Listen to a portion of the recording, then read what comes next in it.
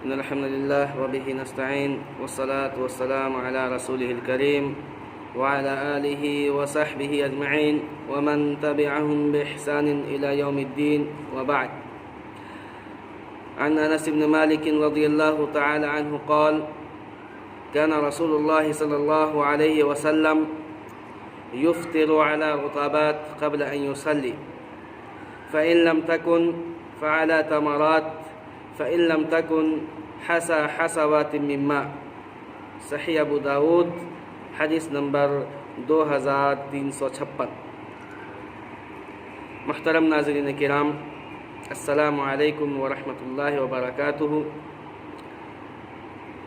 فضائل رمضان المبارک کے تعلق سے ہماری اہم نشست، جس میں اللہ کے نبی صلی اللہ علیہ وسلم کے کھجور کے تناول کرنے اور کھجور افطار اور سحری میں کھانے کے سنت کو جن احادیث میں تذکرہ کیا گیا ہے، ہم ان احادیث کو لے کر آپ کے سامنے حاضر ہوئے ہیں، اس امید کے ساتھ کہ اللہ رب العالمین آپ کو اور ہم کو احادیث رسول پر عمل کرنے، سمجھنے اور ایک دوسرے میں عام کرنے کی توفیق دے۔ برادران گرامی، حدیث رسول حضرت انس بن مالک رضی اللہ تعالیٰ عنہ بیان کرتے ہیں کہ اللہ کے نبی جناب محمد رسول اللہ صلی اللہ علیہ وسلم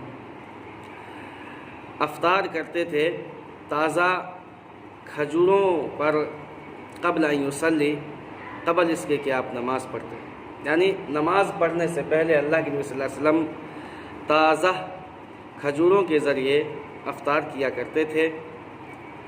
فإن لم تكن فعلى تمرات، اور اگر تازہ کھجور نہیں مل پاتے تو اللہ کے نبی صلی اللہ علیہ وسلم عام کھجوروں کے ذریعے افطار کیا کرتے تھے۔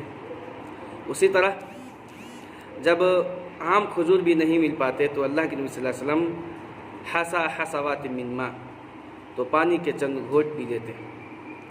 یہ ابو داؤد کی روایت ہے جس کو صحیح قرار دیا ہے، اور یہ حدیث نمبر ہے 2356۔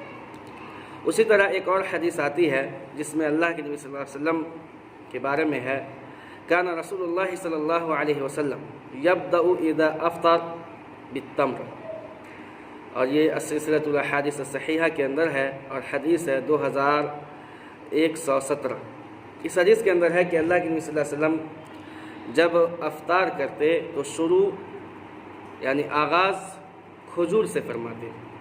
اسی طرح ایک اور حدیث ہے، اللہ کے نبی صلی اللہ علیہ وسلم فرمایا: نعم سحور المؤمن التمر، اور یہ حدیث صحیح ترغیب کے اندر ہے، اور حدیث نمبر ہے 1072۔ اس حدیث کے اندر اللہ کے نبی صلی اللہ علیہ وسلم نے فرمایا کہ مومن کا اچھا، مومن کے لیے بہتر سحری، خوبصورت، کتنی ہی اچھی مومن کے لیے اچھی سحری ہے، اور وہ کھجور ہے۔ نعم سحور المؤمن، کیا ہی بہتر سحری ہے مومن کے لیے، اور وہ بہتر سحری کیا ہے؟ کھجور ہے، اور یہ روایت صحیح ہے۔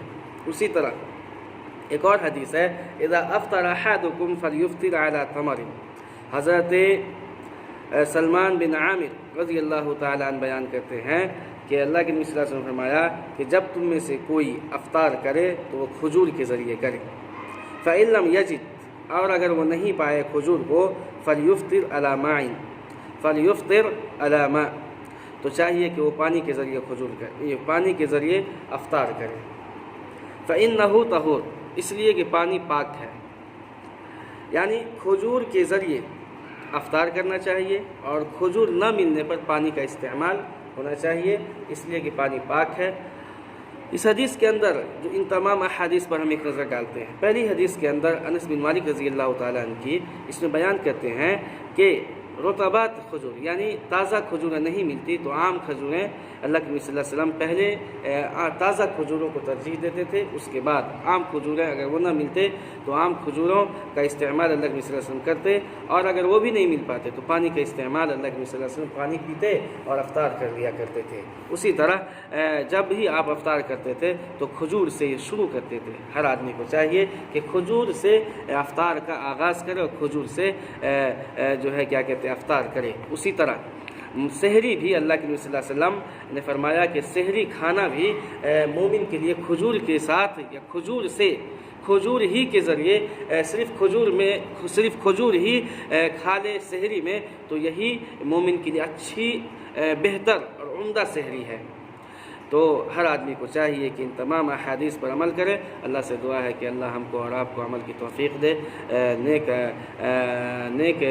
نیک اور پاک صاف بنائے، کتاب و سنت پر عمل کرنے والا بنائے، اور احادیث رسول صلی اللہ علیہ وسلم سے سچی محبت و عقیدت کرنے والا بنائے، جب تک زندگی دے اسلام پر زندگی دے، جو ہمارا خاتمہ بالخیر ہو۔ آمین یا رب العالمین۔ جزاکم اللہ خیر۔